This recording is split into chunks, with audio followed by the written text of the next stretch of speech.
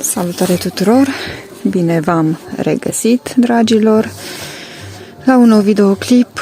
14 mai, este aproape ora 9, s-a înserat, eu nu mi-am terminat treburile.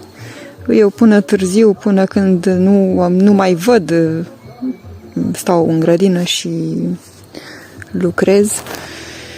Ei bine, acum, haideți să vă explic rapid ce intenționez să fac aici, în 10 minute cât mi-a mai rămas de lumină. Am avut ceapa verde, am scos tot în aceste țevi, am eliberat spațiul și am mutat ce mi-a mai rămas într-un recipient, pentru că ceapa până la urmă nu are nevoie de prea mult spațiu.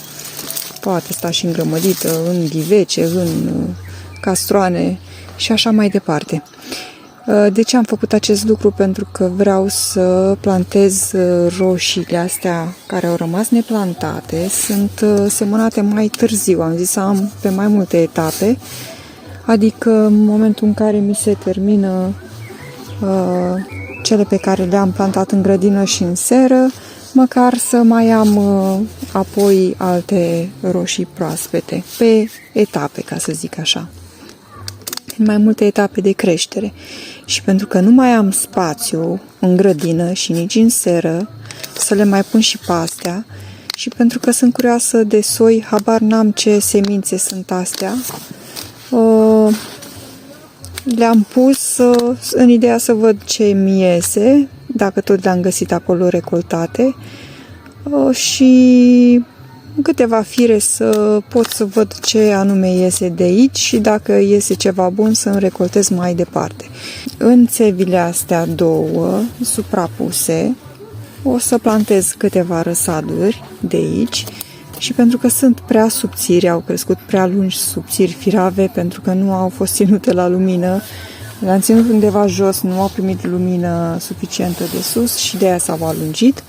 Ei bine, intenționez să le plantez pe orizontală, așa cum am mai făcut-o și în trecut, pentru că tulpina se va transforma în rădăcină.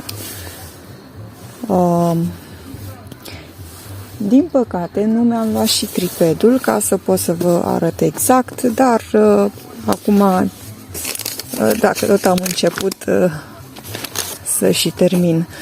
Aici o să încerc să plantez cam 3-4 fire. Eu am mai avut roșii în țevi ca experiment în anii trecuți, de fapt, și au fructificat foarte bine. Am fost foarte mulțumită de felul în care au fructificat. Bineînțeles că le-am făcut lucrările de copilire, ca energia plantei să se ducă în fructe, nu și în lăstari. Și acum repet faza, ținând cont că eu nu am spațiu să mai plantez și răsadurile astea și nu mă îndur să le las neplantate. Să văd dacă reușesc să mă descurc cu o mână să plantez și cu o mână să filmez. Dar acum, după cum am spus, am început acest videoclip în condițiile astea și îl și finalizez. Așadar, o să încerc să separ rădăcinile, vedeți, au crescut foarte bine aici îngrămădite, nu le-am mai repicat, nu le-am pus în alveole, în pahare, cum am făcut cu celelalte, dar totuși rădăcina este foarte viguroasă. Deși ele sunt subțirele și nici n-au avut pământ prea mult, vedeți, totuși sunt bune de plantat și în acest fel, pentru că nu am mai avut spațiu ca să pot să le fac repicarea. Și acum, după cum am spus, încerc să plantez cât mai mult din tulpină și să acopăr. O să rup frunzele și astea le rup. Las doar vârful, dar asta atâta las afară. Sprijin așa pe țeava asta, că are spațiu să se întindă fără nicio problemă. Așa. Și acum acopăr cu pământ toată tulpina. În acest fel se va transforma în rădăcină. Nu rămâne altceva de făcut decât să ud și, bineînțeles, să fac lucrările de copilire, de foliere când e cazul. În acest spațiu am loc pentru aproximativ 4 răsaduri, fac așa o distanță de aproximativ 30 de centimetri între plante. O pun și pe asta dacă tot a ieșit. Să mă grăbesc să nu rămân pe aici pe întuneric. Mai avem și un șarpe în iaz. V-am mai spus acest lucru. Și da, încerca soțul să-l prindă, a intrat printre pietre, n-a reușit să-l scoată. De obicei prinde și îl duce mai departe, dar acum pe ăsta nu a reușit să-l prindă. Așa. Vedeți, are tendința, un răsad prea lungit, are tendința să se curbeze de aici. Și e semn că la acest nivel, până aici, poate fi plantat. În acest fel. Caută lumina, caută să-și facă sistemul radicular. E o chestie naturală.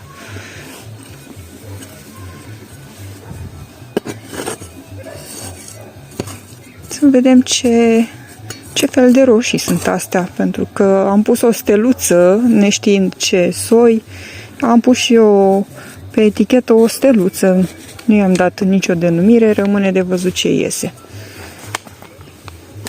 Eu am semințe de-a lungul timpului, recoltate și primite și recoltate, dar ăsta, soiul ăsta, habar n-am ce-i cu el, nu știu, vom vedea.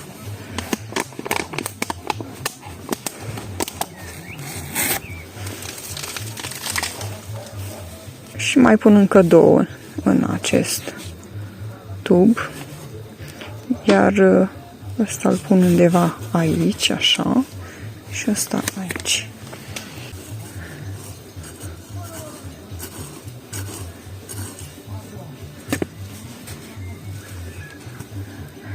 Rup frunzele astea în acest fel. Ar fi trebuit să-mi iau mănuși, dar am mai spus eu cum e cu mănușile. Prost obicei să lucrez fără. Pe urmă, când gătesc, trebuie să stau să îmi curăț mâinile bine de negreală. Ei.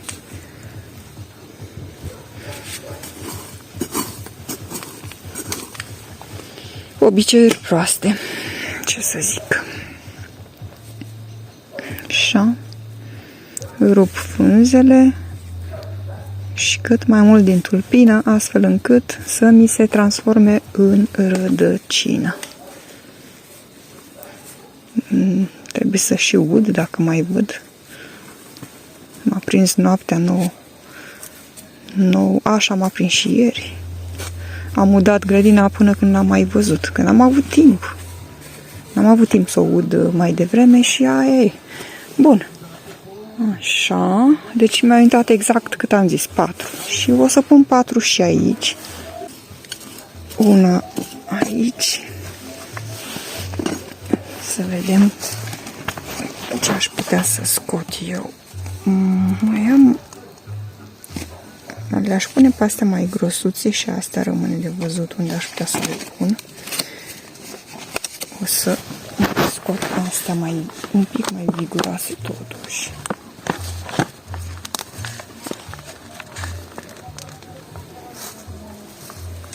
Unul aici, rup frunzele. pun culcat în acest fel. Ok. Și acopăr tulpina. Las doar vârful. Mai fac aici o gaură. O să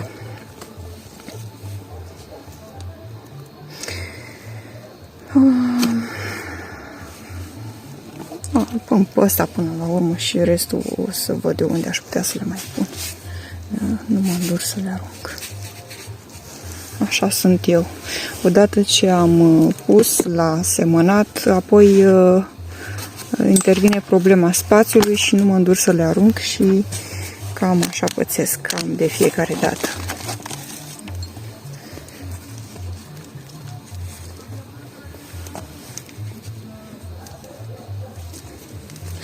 Încă nu am reușit să termin și curățenia în seră. Încă mai am alveole, mai am... Trebuie să găsesc timp ca să-mi fac și ordine pe aici.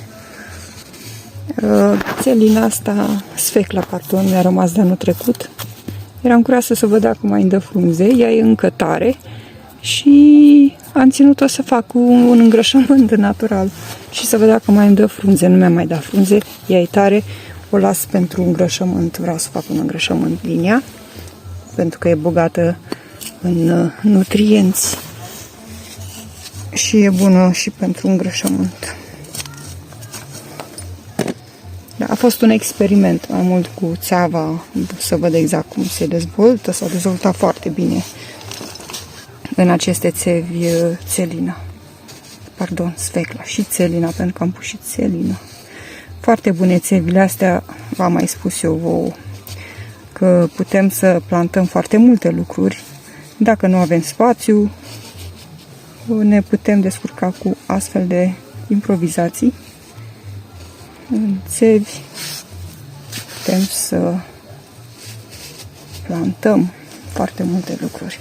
Și ăsta îl pun aici și mă opresc, dragilor, căci, da, nu mai văd și trebuie să mai intru și prin casă. În noroc că deja am mâncat, am gătit, am mâncat, dar apoi a rămas să vin să mai ud pe acolo, pe aici, colo, câteva răsaduri și mi-au ieșit astea în ochi și zic ce fac cu voi, că nu mă îndur. Nu mă îndur să le las așa alungite și astea văd eu mâine unde aș putea să le pun.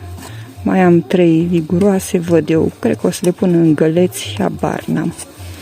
Sau în asociere cu alte plante, rămâne de văzut unde le găsesc de ușorul. Așa e la țară, dragilor. Se stă până seara târziu și niciodată nu e timp suficient ca să mai și finalizăm. Ca să nu fac un lucru nefinalizat. E apă de iaz, plină de nutrienți, pentru că apa de iaz are foarte mulți nutrienți, e un bun îngrășământ natural, are în mod special fosfor și în faza asta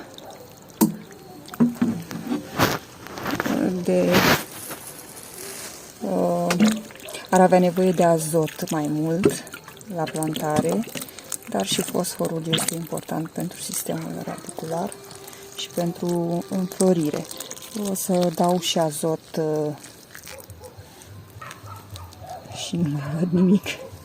Deci au nevoie într-adevăr și de fosfor, dar mai mult de azot în primă fază la plantare. Acestea fiind spuse, mulțumesc pentru atenție, toate cele bune vă doresc, la revedere!